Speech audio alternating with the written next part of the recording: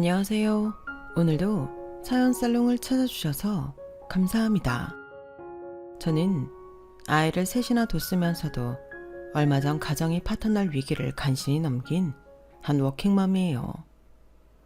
저는 정말 여태껏 악착같이 열심히 살아온 것밖에는 없는데 사람 마음이라는 게 다 저 같지는 않더군요.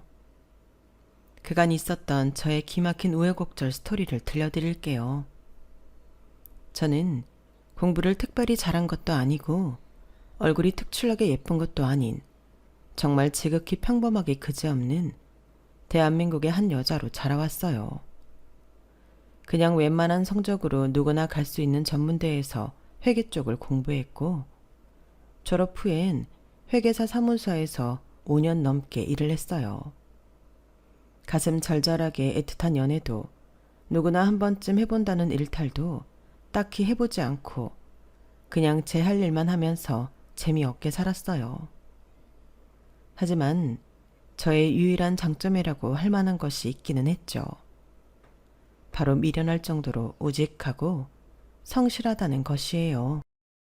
제 일이라고 생각되면 시간이 얼마나 걸리든 끈질기게 노력해서 해내고 말거든요. 회계사 사무소에서 일할 때 이런 저의 모습에 주변 동료들로부터 칭찬을 많이 듣기도 했어요. 그만큼 인정도 받았고요.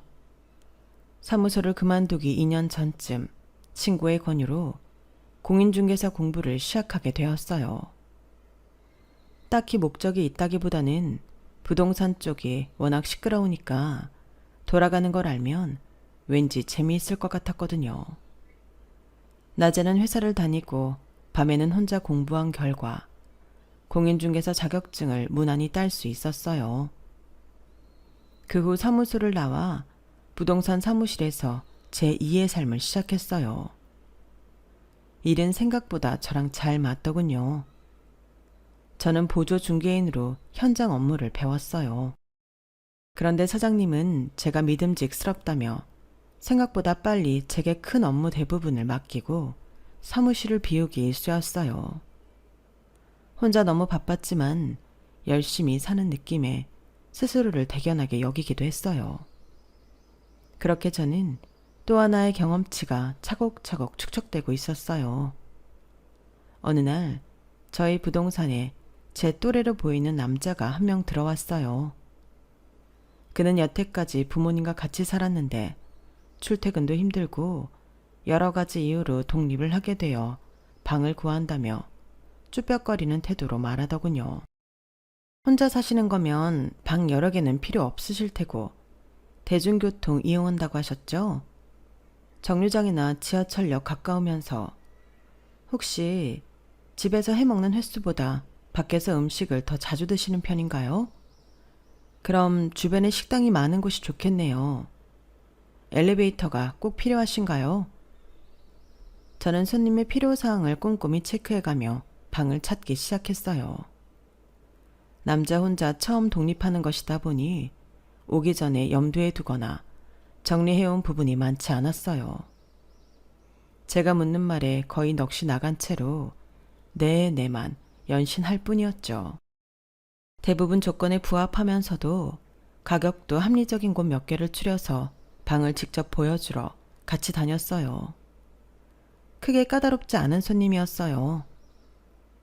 세 군데 본 것 중에 가장 마음에 드시는 방이 있으세요? 그쪽이 골라주세요. 네? 제가요? 네. 공인중개사님이 골라주시는 걸로 결정할게요. 그때 연애의 연자도 모르는 저였지만 그 사람의 눈에 하트 비스무리한 것이 보였어요. 몇 년 뒤 그 사람이 바로 제 남편이 되었어요. 저는 남편에게 그때 왜 저한테 집을 골라달라 했냐고 물은 적이 있었어요. 내가 부동산 들어가는 순간부터 너한테 그냥 전부 맡기고 싶었어. 나한테 이것저것 조건 물어보는 순간 더 그 생각이 확고해졌고 네가 골라주는 집이면 아무 문제 없을 것 같았거든. 결과적으로 네가 골라준 그 집 사는 동안 너무 만족했었고 우리가 중개인이랑 손님으로 만나서 이렇게 한 입을 덮고 살 줄이야. 그러게 말이야. 참 인연이라는 게 신기해. 우리가 이렇게 부부가 될 줄 누가 알았겠어. 저는 결혼 후에도 계속 부동산 사무실에 출근을 했고 중개업 경력도 4년 차에 접어들고 있었어요. 여보, 나 임신했어. 정말? 나도 이제 아빠가 되는 거야? 우와, 아기라니 너무 기분 묘하고 이상하다. 내 몸에 다른 생명이 있다니. 하지만 놀라기는 일렀어요. 병원에 가보니 아이가 하나도 아니고 쌍둥이더군요. 반갑고 가슴 벅찼지만 한편으로는 한꺼번에 아이 둘을 동시에 어떻게 케어할 수 있을까? 걱정도 함께 밀려왔어요. 시댁과 친정 부모님 모두 계시지만 두 집 다 아이 보는 것을 도와줄 수 있을 정도로 가까운 거리는 아니었거든요. 그래도 어떻게든 되겠지 하는 마음으로 출산 날만을 손꼽아 기다렸어요. 쌍둥이라고 하니 돈 한 푼이 아쉬울 것 같아 9개월까지 출근을 했어요. 나중에는 사장님이 뒤뚱뒤뚱거리면서 방 소개하고 다니는 게 보기 버겁다며 그만 쉬고 출산 준비를 하라고 만류할 정도였어요. 아이가 처음인 저는 금방 일을 다시 시작할 수 있을 줄 알았어요. 하지만 모두 다 제 욕심이더군요. 아이들의 뒤치다거리는 해도 해도 끝이 없고 거기에 청소, 빨래, 요리만 조금 하려 해도 하루가 후딱 지나가 버렸어요. 그래도 악바리처럼 모든 것을 해냈고 아기들이 어린이집 갈 수 있을 정도로만 커주면 복귀하겠다 다짐했죠. 드디어 두 쌍둥이들을 어린이집에 보내기 시작했고 숨통이 트일 때쯤 생각지도 못하게 제가 또 임신을 하고 말았어요. 그때 저는 다시 일을 할 수 있다는 생각을 완전히 단념하고 말았죠. 하지만 식구가 한 명 더 늘어난 마당에 마냥 손을 놓고만 있을 수는 없었어요. 당시 남편은 월급 400만 원 정도 벌고 있는 직장인이었지만 아이가 셋인데다가 저축까지 하기에는 외벌이라 많이 버거웠어요. 하지만 또 노후나 미래를 준비 안 하기에는 너무 두려웠죠. 그래서 그 당시 제가 할 수 있는 방법은 딱 두 가지였어요. 허리띠를 졸라매 절약하는 것과 틈틈이 경제 공부를 하면서 흐름을 놓치지 않는 것이었죠. 제가 더 부지런해지는 수밖에 없었어요. 금방 크는 새 아이들 물건은 웬만하면 주변에서 작아지거나 연령대가 지난 것들을 물려받거나 중고 거래로 대부분 해결했어요. 배달앱도 지워버리고 가까이 있는 마트보다는 10분 정도 더 걸어가야 하는 재래시장을 이용했죠. 저 역시 치장하고 꾸미는 것은 일절하지 않았고 양말에 해진 속옷까지 꿰매서 다시 입었어요. 많이는 아니었지만 소액이라도 꾸준히 적금을 부어 어떻게든 이자를 벌었어요. 그 밖에 은행마다 금리 좋은 상품이 있는지 눈에 불을 켜고 찾기도 했고요. 처음에는 애 셋에다 알뜰하기까지 해서 고맙다며 제 노력을 알아주던 남편이 언제부터인가 구질구질하다며 싫은 티를 내더군요. 남편이 미웠지만 정말 싸울 시간조차 없는 게 제 일과였어요. 세 아이 모두 등원을 하고 나면 집안일을 후딱 하고 집 근처 도서관으로 향했어요. 예전에 공부했던 회계도 다시 보고 신문 경제 도서를 이해될 때까지 읽었어요. 마치 책에 갈증이 있는 사람처럼 닥치는 대로 전부 다 읽었어요. 아이의 하원 시간을 잊을 정도로 집중했어요.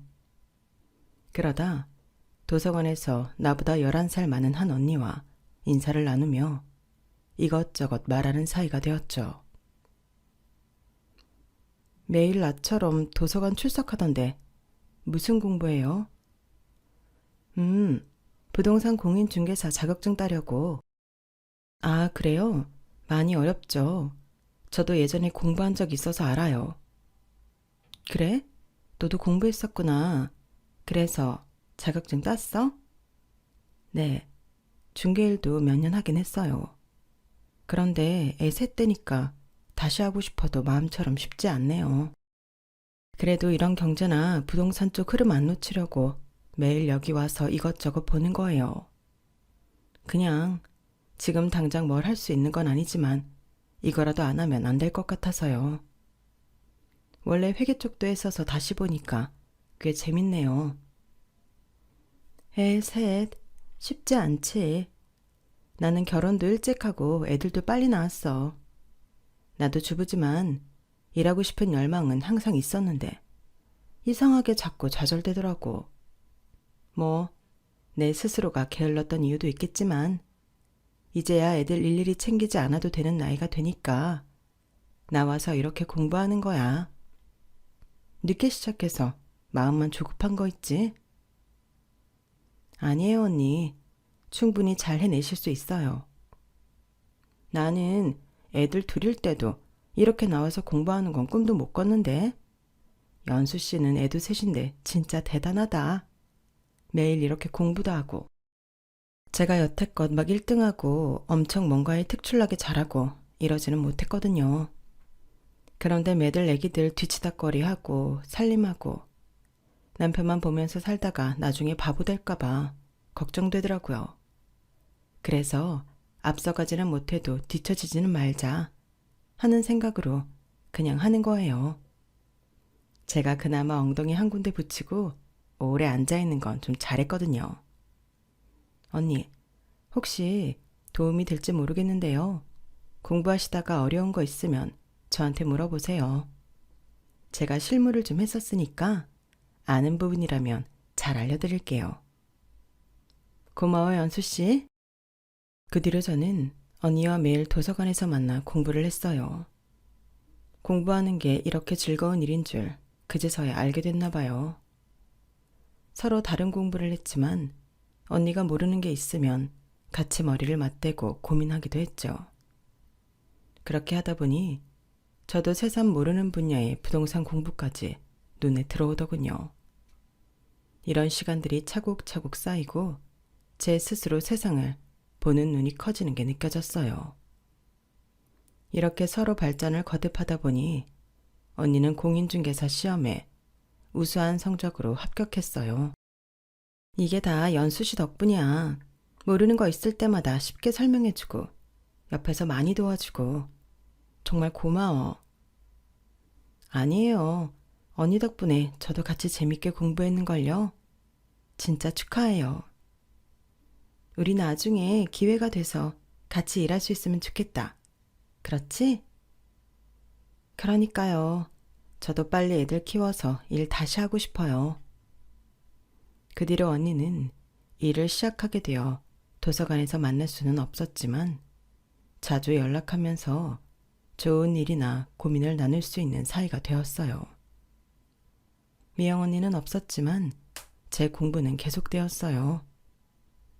하루는 남편이 도서관을 가려고 준비하는 저를 보더니 혀를 끌끌 차면서 얘기했어요. 야, 공부를 하긴 하는 거야? 뭐 증명할 수 있는 성적표도 없으면서 무슨 공부를 한다고? 가서 그냥 도시락이나 까먹고 오는 거 아니야? 가서 도시락을 먹든 책을 보든 시간만 있으면 소파에 누워서 게임이나 하는 당신보다 내가 낫지. 당신도 좀 움직여. 야, 넌 나보다 많이 움직인다면서 왜 그렇게 띠룩띠룩 살이 쪄 있냐? 도서관 갈 시간 있으면 너 스스로 관리 좀 해라. 지금 입은 바지도 곧 터지겠다. 밖에서 누가 널 30대로 보겠냐? 40대라고 해도 믿겠구만. 남편은 제가 도서관에 가서 뭘 공부하는지도 모르면서 쓸데없는 짓거리 하고 다닌다며 걸핏하면 무시하고는 했어요. 본인은 아이들 케어나 집안일 하나도 안 도와주면서요. 가끔은 정말 너무 미워서 이혼하고 싶은 마음도 들었어요. 하지만 새 아이들을 생각하며 꾹 참았어요. 언젠간 저 인간의 코를 납작하게 해줄 날이 올 거라고 다짐하면서요. 그래서 더 독하게 공부했어요. 하지만 그러다 몸에서 결국 사달이 나고 말았어요. 제가 원래 허리 쪽이 안 좋았는데 장시간 앉아있다 보니 디스크가 고장나고 만 거예요. 수술을 할 정도까지는 아니었지만 앉아도 서 있어도 따라다니는 불편함을 감추기는 힘들었어요. 남편에게 아프다고 하소연하자 오히려 제게 면박을 주더군요. 그렇게 뚱뚱하니까 허리도 못 견디는 거야. 거기다 하루 종일 앉아만 있으니까 더하지. 지금에서야 디스크 터진 게 더 희한하다. 왜 자꾸 살갑고 뭐라 그래. 내가 이렇게 찌고 싶어서 쪘어? 애들 때문에 잠깐 짬날 때 밥을 거의 마시듯이 하잖아. 저녁에도 할 일 다 하고 애들 재우면 늦게 혼자 밥 먹게 되는데 내 몸이 내 맘대로 되겠어? 그러면 당신이 뭐라도 도와주던지. 애들 샤워도 한번 안 시켜주면서 잔소리는? 너 그거 다 구질구질한 변명인 거 알지? 명군의 재수씨 봐라. 전문직이라 돈도 잘 벌고 살림도 잘하고 애 둘도 얼마나 똑똑하게 잘 키우냐? 자기 관리도 열심히 하니까 지금도 20대처럼 보이잖아. 하여튼 못하는 애들이 변명이 더 많아요. 동서랑 나를 비교하겠다 이거지? 당신 말대로 동서는 의사고 서방님 같은 의사라서 형편이 넉넉하잖아. 애들 따로 봐주시는 분도 있으니까 돈도 많겠다. 시간도 많겠다. 그러니까 그렇게 주말마다 골프 치러 다니지. 나도 돈이랑 시간 많으면 그렇게 살 수 있어. 애들 어린이집 가면 쓸데없이 도시락 먹으러 도서관 가지 말고 살이나 빼. 저는 화가 머리끝까지 솟구쳤지만 반박할 수 없어서 씩씩거리기만 할 뿐이었죠. 셋째까지 낳고 다이어트의 골든타임을 놓쳐 살이 제 몸의 일부로 굳어버린 건 제 잘못도 있는 거니까요. 남편이 말한 것처럼 서방님과 동서는 정말 누가 봐도 멋있는 커플이에요. 동서는 피부과, 서방님은 치과를 각자 개원해 운영하고 있거든요. 두 형제뿐인데 본인이나 와이프의 격차가 이렇게나 크다 보니 항상 시모도 저희 둘을 두고 은근히 차별할 때가 있었어요. 올해 시모 생신 때 제가 자진해서 음식을 모두 준비하겠다며 설레발을 쳤었죠. 몇 날 며칠에 걸쳐 음식을 완성했어요. 시모에게 칭찬드릴 생각에 힘든 줄도 모르고 했어요. 하지만 시모는 제게 고맙단 말 한마디 없었어요. 오히려 바쁜 척 늦게 도착한 동서의 외투까지 손수 받아주며 그러시더군요. 오늘도 환자가 많았나 보구나. 이렇게 힘들게 일해서 어떡하니? 얼굴이 지난번보다 훨씬 더 말랐네. 얼른 이리 와서 이것저것 골고루 먹어봐. 이따 남으면 집에도 좀 싸가고. 시모는 동서 밥 위에 반찬까지 올려주더군요.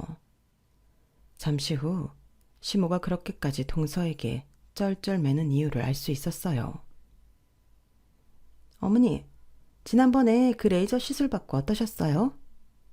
사람들이 다 나보고 얼굴이 환해졌다고 그러더라. 그거 아주 효과 짱이었어. 의사 며느리가 있으니까 이 나이에 물광 피부도 가져보고. 고마워. 우리 둘째 며느리가 진짜 대박이야, 대박. 다음번에 친구분들 같이 모시고 오세요. 저희 병원에서 제일 좋은 걸로만 레이저 해드릴 테니까. 진짜 고마워. 애들이 이러니까 나를 엄청 부러워한다니까. 형님도 한번 오세요, 병원에. 나는 피부 관리하는 거 크게 관심이 없어서. 말만이라도 고마워. 피부 말고 지방 분해 주사 맞으러 오시라고요. 이번에 진짜 효과 좋다는 독일 거 들여놨거든요. 계속 그렇게 살찐 채로 살면 불편하지 않으세요? 저는 그 말에 얼굴이 화끈거렸어요. 남편과 서방님, 시모는 그 옆에서 키득거리고 있더군요. 알았어. 동선의 병원 한번 찾아갈게. 주사 맞는다고 뭐 되겠니? 보통 살찐 게 아닌데. 괜히 둘째 곤란한 일 만들지 말고 넌 가지 마. 남들은 집안일만 해도 살이 쑥쑥 빠지는데 첫째는 어떻게 된 거냐? 예쁘고 날씬한 데다 의사라는 전문직까지 하고 있는 동서한테 당연히 더 정이 가겠지만 아무리 그래도 여러 식구들 앞에서 저를 저렇게 얘기했을 때는 정말 뛰쳐나오고 싶었어요. 저는 그날 꼭 운동을 하고 살을 빼겠다는 중대한 결심을 하게 되었어요.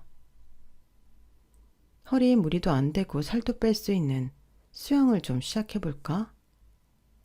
저는 집에서 제일 가까운 수영장을 알아봤어요.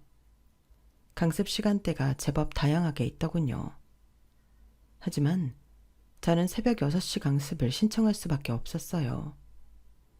아이들이 8시쯤 깨니까 수영하고 샤워도 하고 간단히 애들 먹일 것까지 준비할 수 있는 시간이었죠. 하지만 말이 쉽지 실천이 그렇게 쉬운가요? 저 역시 맨날 애들이랑 같은 시간에 기상하던 사람이라 2시간이나 일찍 일어나 운동할 상상을 하니 머리가 어질하더군요. 하지만 막상 강습을 시작하니 게을러질래야 게을러질 수가 없더군요. 새벽 6시에 오시는 분들 중에서는 저 같은 주부도 있지만 수업 후 직장을 가는 분들이 대다수였어요. 그렇다 보니 생활 패턴이 정해진 분들이라 어지간한 일이 아니면 무조건 출석을 하시더군요. 같이 수업 듣는 분들이 그렇다 보니 저까지 군기가 바짝 들어 열심히 하게 되더군요. 모두 어려워하면서도 재미있어 했어요. 저도 그랬고요. 아무리 휘적거려도 가라앉기만 해서 수심 깊은 곳은 갈 엄두도 못 냈죠. 하지만 수영이 점점 몸에 장착되는 느낌이 들었어요. 그렇게 3개월, 6개월, 1년이라는 시간이 흘렀고 저는 수영 실력만 좋아진 것이 아니라 살도 무려 25kg이나 감량할 수 있었어요. 몸이 가벼워지니 수영이 더 잘 되고 그 아팠던 허리 통증까지 사라졌어요. 너무 신기했어요. 몸이 가뿐하고 아픈 곳이 없으니 일상생활에 활력과 생기가 넘치더군요. 공부도 더 잘 되고 머리도 더 잘 돌아가는 것 같았어요. 그러던 어느 날 제게 기쁜 소식이 생겼어요. 결혼하기 전 혼자서 아껴가며 모았던 돈이 있었어요. 1억 8천만 원 정도요. 순수하게 아껴 쓰고 미친 듯이 저축해서 모은 제 돈이었어요. 그러다 엄마가 갑자기 큰 돈이 필요했었는데 그 돈을 제가 드렸었어요. 엄마는 그걸로 난처한 상황을 모면할 수 있었고 저는 갚을 생각 안 해도 된다며 손사래를 쳤었죠. 그건 제 진심이었어요.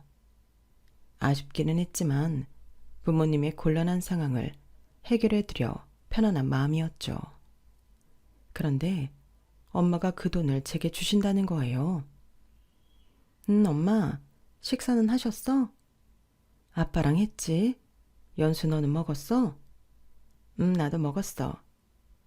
연수야, 엄마가 할 말이 있어. 무슨 일이야? 네가 시집가기 전에 우리한테 줬던 1억 8천만 원 돌려줄게. 너무 늦어서 미안해 우리 딸. 어? 갑자기 어디서 그 큰 돈이 생겨서. 그리고 그거 안 돌려줘도 된다니까. 엄마랑 아빠가 그거 받고 마음이 좋았겠니? 계속 무거운 돌을 얹고 사는 기분이었는데. 그래서 나 시집갈 때 엄마랑 아빠가 좀 도와줬잖아. 그건 차원이 다르지. 네가 그 돈을 갖고 시집갔으면 더 편하게 살았을 텐데.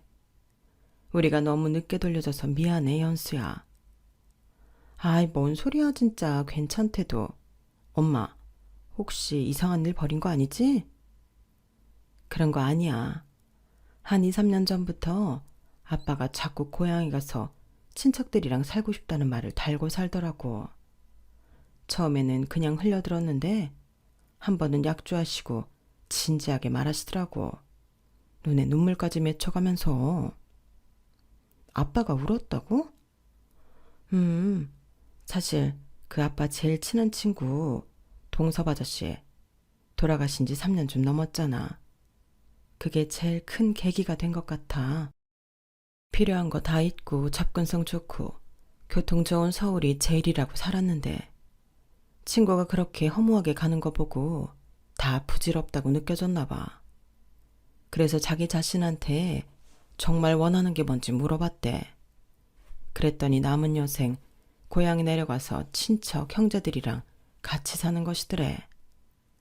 나한테 여기 정리하고 같이 내려가서 살면 안 되겠냐고 하길래. 그럼 어쩌냐?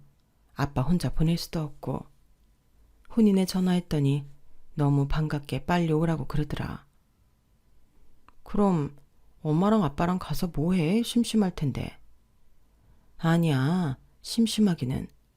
큰아빠네 농사 짓는 거 일손 모자라 맨날 죽는 소리야. 거기 가서 우리도 도와줘야지. 집은? 집 때문에 거길 한 5번 왔다 갔다 한 것 같아. 엊그제 가서 괜찮은데 계약하고 왔어. 전원인데 꽤 크고 깨끗해. 큰아빠네랑 그렇게 멀지도 않고. 시내도 차 타고 15분이면 가고. 세상에나 집이 여기 2배인데 가격은 절반보다 더 저렴해. 서울은 진짜 집값 문제야 문제. 벌써 계약까지 했어? 아빠야 형제들 다 있어서 그렇다지만 엄마는 거기 가서 안 외롭겠어? 거기에서 이모네까지 1시간밖에 안 걸리더라. 서울에서 가면 서너 시간은 기본인데 오히려 거기가 더 가까워. 심심하거나 먼 일 있으면 이모들 보러 후딱 갈 수도 있고. 나도 좋은 것 같아. 그러네. 엄마도 거기가 낫겠구나. 그래, 잘 결정했어, 엄마. 지금 마음에 제일 걸리는 건 애도 셋인데 너 혼자 서울에 두고 가는 게 좀 그래. 우리 같은 서울이어도 서로 멀어서 잘 못 보잖아. 난 신경 쓰지 말고 엄마랑 아빠 편한 대로 해. 애들도 가끔 시골 가서 놀고 하면 훨씬 좋지. 미안해, 연수야. 지금은 그냥 엄마랑 아빠 둘만 생각할게. 그럼 당연하지. 둘이 괜찮다면 나는 다 좋아요. 맞다. 참, 제일 중요한 돈 얘기 빼먹을 뻔했네. 그래서 이 서울집 하니까 거기 집 사고도 꽤 많이 남더라고. 그래서 너 주고 가려고. 아, 그래서 돈이 생겼던 거구나. 뭐 남는 돈이라고 하시니 저는 큰 죄책감 없이 돌려받겠나이다. 그동안 이자도 못 주고 했으니까 4천만 원 더 얹어서 2억 2천 통장에 넣을게. 고마워 우리 딸. 예? 이자를 무슨 4천이나. 나 괜찮아. 그렇게 안 줘도 돼. 드린 만큼만 줘 진짜로. 이래야 우리 마음이 편해. 너 이렇게 주고도 우리 넉넉히 가져가는 거야. 리모델링 끝나고 자리 좀 잡히면 애들 데리고 와서 몇 밤이고 자고 가. 알았어 엄마. 고마워. 얘는 내가 더 고맙지. 결혼 전 부모님께 드렸던 1억 8천이 이런 상황으로 2억 2천으로 되돌아온 거예요. 그때는 그 돈은 없는 거라고 생각했는데 이렇게 내 손에 다시 돌아오니 로또 맞은 느낌이더군요. 저 며칠 동안 돈을 어떻게 하면 좋을까 신중하게 고민했어요. 이 돈을 전부 저금만 해두기에는 뭔가 좀 아쉬운 생각이 들더군요. 맞다. 나 공부했잖아. 재테크 공부한 거 이때 써먹어야지. 저는 당장 컴퓨터부터 켰어요. 저는 오피스텔부터 시작하기로 마음먹었어요. 회사 밀집 지역에 괜찮은 오피스텔을 하나 구매하기로 한 거죠. 제 수준에서 알기 힘든 정보들은 부동산에서 일하는 미영 언니에게 도움을 청하기도 했어요. 언니도 기꺼이 도와주었고요. 약간의 대출을 보태 오피스텔을 하나 사게 되었어요. 누구한테 물어보지 않아도 그 지역은 매물이 나오는 순간 불티나게 팔린다는 것을 알고 있었죠. 아니나 다를까 올리자마자 이틀도 안 돼서 20통 가까운 연락을 받았어요. 저는 속으로 쾌재를 불렀어요. 오피스텔을 정말 좋은 가격으로 판 날, 저는 미영 언니를 불러 좋은 곳에 가서 저녁 식사를 했어요. 어머머, 나 이렇게 칼질하는데 처음 와봐. 이 육즙 봐. 혀에서 살살 녹아. 연수야, 진짜 맛있다. 고마워. 내가 더 고맙지 언니. 언니가 이것저것 많이 도와줘서 이번 오피스텔로 돈 벌었잖아. 대출까지 다 갚고도 남았어. 언니한테 대접하고 싶었어. 걔는 이런 데는 남편이랑 와야지. 여자들이 이게 무슨 그림이냐? 남편은 아무것도 몰라. 얘기 안 했어. 오피스텔 판 얘기? 아예 처음부터. 결혼하기 전에 부모님한테 큰 돈 줬던 것부터 괜히 알면 꼬투리 잡을 것 같았거든. 엄마가 돈 돌려주고도 말 안 했어. 평소에 날 무식하고 먹고 노는 여자로 무시하는데 이걸로 내가 똑똑히 보여주려고 내가 매일 코피나게 공부했던 재테크, 이게 시작이지 뭐. 와, 너도 진짜 대단하다. 그걸 남편한테 얘기 안 하다니. 남편이 날 그렇게까지 무시하지 않았다면 나도 진작에 다 말했겠지. 그런데 그 사람 해도 해도 너무해. 남편이 자주 나랑 동서 비교한다고 말한 적 있지? 너희 동서 무슨 피부과인가 의사라며. 맞아. 얼굴도 예쁘고 몸매도 좋고 전문직까지. 뭐 하나 빠지는 게 없어. 나도 알아. 내 자신을 나도 충분히 안다고. 그런데 남편은 계속 동서랑 나를 비교하면서 나보고 반성하라고 한다니까. 이제는 시어머니까지 나서서 그래. 속이 뒤집혀. 에휴, 애 셋 낳고 남편 저녁에 따뜻한 밥 올리는 게 얼마나 힘든 건데 그 고마움을 모르고 그런다니. 내가 수영 시작하고 살을 좀 많이 뺐잖아. 그런데도 남편은 내가 살은 빠져도 굴곡은 어쩔 수 없는 것 같다고 또 한심하게 쳐다보는 거 있지. 그러더니 이번에는 지 친구 와이프랑 날 갖고 비교하더라. 진짜? 디네 남편 너무하다. 그 친구 와이프는 어떤데? 거기는 심지어 딩크야. 애 없이 강아지랑 고양이만 몇 마리 키우는데 시간 많으니까 매일 필라테스 가서 인증샷 찍고 쇼핑하러 다니고 개 데리고 산책하러 다니고. 그런 사람을 왜 너랑 비교해?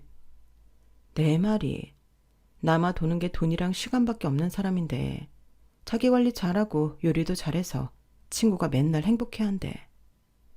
나도 한가로이 요리학원이나 다녔으면 거의 백종원급이야. 애 키우고 살림 잘해놓으니까 아주 이상한 소리라고 있어. 그래서 더 내가 악착같이 공부하려고 했던 거야. 언제가 될지는 모르겠지만 그 인간 곧 납작하게 해주려고. 생각보다 그 시간이 더 빨리 찾아올 것 같긴 하다. 저는 그동안 남편에게 받은 서름이 폭발해 결국 언니 앞에서 눈물을 보이고 말았어요. 저를 무시하는 건 그렇다 쳐도 저렇게 나를 여자로도 보지 않는다면 남편이 외도를 할 것 같다는 불안감이 항상 있었거든요. 어디에 하소연도 못하고 가슴만 졸여왔는데 오늘 술이 한 잔, 두 잔 들어가니 언니 앞에서 그동안의 긴장이 풀어지고 말았던 거예요. 저는 그때부터 손이 커지기 시작했어요. 오피스텔로 재미를 본 돈을 다시 활용해서 계속 돈을 불렸어요. 조금 더 큰 집, 그 다음은 작은 평수 아파트, 그리고 큰 아파트까지 천천히 신중하게 매매와 매수를 번갈아 했죠. 그 외에 또 다른 재테크가 있었어요. 도서관에서 공부할 때 주식 관련 자료도 많이 봤었거든요. 주식 역시 소액으로 시작해 사고팔고를 거듭했어요. 처음에 100만 원으로 시작한 주식은 결과적으로 제게 7천만 원이라는 수익을 안겨다 주었어요. 시간을 투자해 공부한 만큼 확신이 서니 자신감이 높아졌죠. 남편은 평소와 다르게 자신감 넘치는 모습으로 다니는 저를 보며 의아해했어요. 너 요즘 무슨 좋은 일이냐?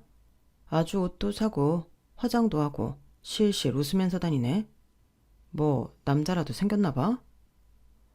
아니, 남자보다 더 좋은 거 생겨서. 뭐? 누구야? 나 바빠. 다른 남자 만나고 다닐 시간 같은 거 없어.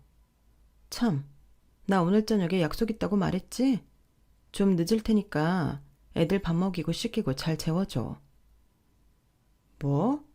얘가 보자 하니까 진짜 주부가 뭐 바쁘다고 늦게 와. 내가 무슨 이 몸종이야? 하라는 대로 하게? 여기 50만 원. 이걸로 저녁 시켜 먹던지 사다 먹던지 해.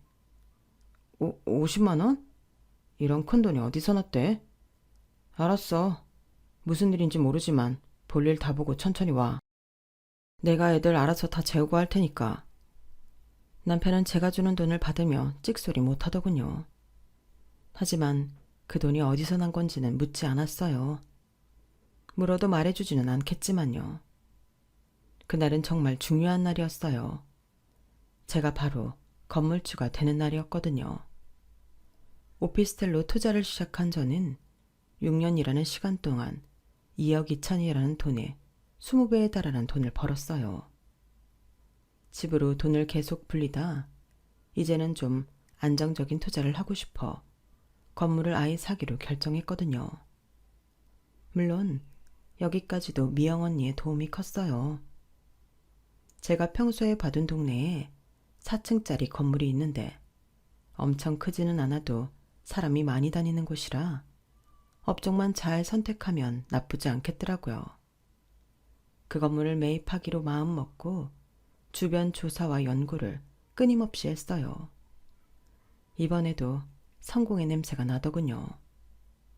그날 저녁 건물 계약을 마치고 기분이 너무 좋아서 언니와 술을 진탕 마시기로 했어요. 연수야, 고생했다. 네가 드디어 여기까지 왔구나. 건물주가 됐어. 정말 고마워 언니. 이게 다 언니 덕분이야. 언니 없었으면 나 이렇게 못했어. 진짜야. 그렇게 얘기해주니 고맙네. 에휴, 우리 연수 그동안 마음고생 많았지? 이렇게 보상받으려고 그렇게 힘들었나 봐. 이제 다 훌훌 털고 우리 애들이랑 행복하게 살 거야 언니. 맞아. 너 그럴 자격 충분해. 언니, 내가 뭐 제안 하나 해도 돼? 뭔데? 이제 우리 애들도 초등학생 되었고 내가 집에 24시간 붙어있지 않아도 될 것 같아서 일 다시 시작하려고. 그래? 잘 됐네. 내가 오늘 계약한 이 건물에 부동산 사무실 하나 차려서 할까 해. 오, 그거 좋네. 옆에서 보니까 넌 진짜 이쪽에 소질이 있는 것 같더라. 소질은 아니고 나 정말 공부 열심히 했거든. 언니, 와서 나랑 같이 일 안 할래? 나? 직원 더 들 것도 없이 우리 같이 부동산 하자. 심지어 내 건물이니까 월세도 낼 필요 없잖아. 내가 책임지고 언니 한 달에 1,000만 원 이상 가져가게 해줄게. 진짜? 나야 너랑 같이 하면 좋지. 그렇게 언니와 저는 함께 일하기로 했어요. 부동산 사무실을 내기 전에 먼저 해야 할 일이 있었어요. 저는 어느 날 저녁 남편에게 서류를 내밀었어요. 이게 뭐야? 열어봐. 이혼 서류? 야, 이게 다 뭐야? 보시다시피 이혼 서류잖아. 우리 이제 그만 헤어지자. 뭐? 자다가 봉창 두드리는 소리하고 앉아있네. 이혼은 내가 너한테 하고 싶은 말이야. 네가 뭐가 잘났다고 나한테 이혼을 얘기해? 잘난 거 없으니까 이제 꺼져주겠다고. 그러니까 헤어져. 그래. 알았다. 헤어지자. 애들은 전부 내가 데려가. 무슨 개소리야. 네가 무슨 능력이 있어서 애들 데려가? 애들 굶어 죽이려고? 한 달에 400, 500만 원밖에 안 버는 당신이 애들 셋을 감당할 수 있겠어? 뭐? 그 회사도 참 너무해. 근속 연수가 얼마인데 아직 월급이 그 모양인지. 딴말하네. 너야말로 가진 거 없는 애가 무슨 애들을 책임진다고? 저는 건물 계약한 서류를 남편 앞에 내밀었어요. 이게 뭐야? 왜 네 이름이 여기 써 있어? 내 거니까. 네 거라고? 여기 써 있는 이 건물이? 응, 한글 몰라? 내 이름 써 있잖아. 얼마 전에 계약한 따끈따끈한 신상 건물이야. 벌써 입점하고 싶다고 전화를 100통은 받은 것 같아. 아, 피곤해. 어떻게 된 거야? 너 서류 조작은 엄청난 범죄인 거 알지? 참나, 당신 걱정이나 해. 서류 조작 같은 거 하라고 해도 난 할 줄도 몰라. 저는 그동안 있었던 모든 일을 설명해줬어요. 남편은 너무 놀라 입도 다물지 못하더군요. 게다가 자꾸 믿지 않길래 휴대폰으로 증거 사진을 일일이 보여주느라 시간이 오래 걸렸어요. 이렇게 여기까지 오게 된 거야. 당신 덕분에 이 갈면서 더 빨리 올라올 수 있었어. 연수야, 그게 내 말 좀 들어봐. 들을 게 아직 있나? 그동안 같이 살면서 수도 없이 들어온 날 무시하는 말들, 다른 여자랑 비교하면서 비아냥거렸던 일들. 내가 그렇게 힘들어해도 집안일 하나 도와준 적 없었고 나는 아직도 다 생생하게 기억나. 연수야, 내가 다 잘못했어. 용서해줘. 내가 미쳤었나 봐. 그리고 그런 거 다 진심 아니야. 나한테는 너밖에 없었다고. 입술에 침은 발랐니? 아무튼 빨리 여기 서류에 도장 찍어서 돌려줘. 이 집은 나중에 당신이 알아서 처리하고. 제발 그렇게 화만 내지 말고 내 말 좀 한 번만 들어봐. 응? 당신은 나랑 살면서 내 말 한 번이라도 들으려고 노력한 적 있어? 미안해. 진짜 미안해. 내가 다 잘못했어. 우리 이렇게 쉽게 끝내지 말자. 애들이 셋이야. 응? 언제든 쉽게 날 버릴 것처럼 말한 건 당신이었어. 내가 얼마나 불안 속에서 살았는지 당신은 몰라. 그런데 이제는 당신 필요 없어. 애들만 데려가면 돼. 연수야, 내가 진짜 노력할게. 그동안 너한테 잘못한 거 진짜 미안해. 기분 풀릴 때까지 나 때려. 실컷 때려. 남편은 눈물 콧물 흘리며 무릎을 꿇고 두 손을 싹싹 빌고 있더군요. 속으로 얼마나 통쾌했는지 몰라요. 그래도 근엄한 표정으로 저는 말을 이어갔어요. 정말 당신 잘못 뉘우치는 거야? 당연하지. 내가 또 그러면 사람 새끼가 아니야. 맹세할게. 하지만 내가 당신한테 당하고 산 게 10년이 넘었어. 이제는 그렇게 쉽게 당신 믿지 않아. 그럼 내가 어떻게 하면 좋을까? 네가 말해봐. 당신한테 6개월 시간 줄게. 변한 모습을 나한테 보여줘. 저는 남편에게 떨어져 살면서 스스로 반성하고 바뀌어가는 모습을 보여달라고 요구했어요. 이혼 직전 약간의 유예라고나 할까요?